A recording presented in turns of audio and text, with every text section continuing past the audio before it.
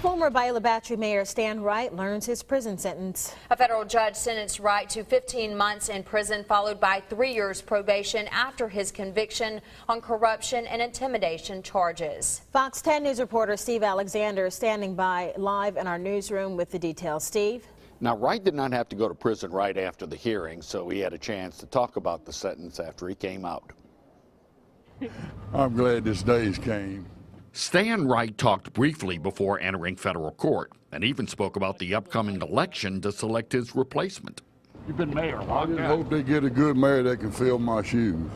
Wright was convicted of trying to profit from a FEMA-planned housing development and retaliating against former city police captain Darrell Wilson, who contacted the FBI about the deal.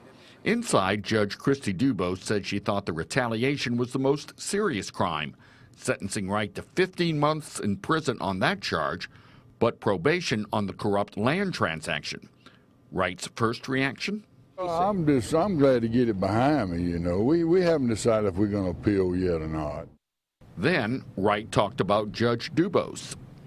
I think Judge Dubose is probably the fairest judge that's sitting on the face of the earth. That's what I think. Prosecutor Maria Murphy gave her reaction after the sentencing. I mean, we advocated a sentence at the high end of the guidelines. We believed that was appropriate, but it's the judge's decision, and we respect that.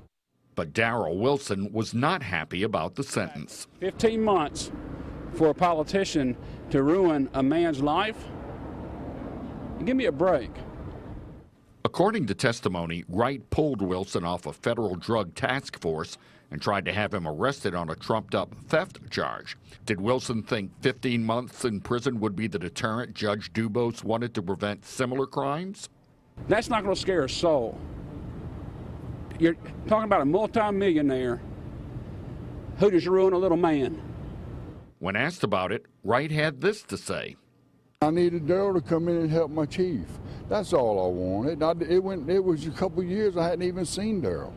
Wright was joined in court by his daughter and his wife. I have no comment, but thank you. Right. I love my daddy. Okay. I'll tell you and this. We're gonna stand by. I have never took a penny from nobody, and I never will. I've gave a lot, but I'll never take nothing. And I think the judge knows that. Now, Wright was also fined $10,000, and he has to repay FEMA $27,300 for money that was in connection with that planned housing development.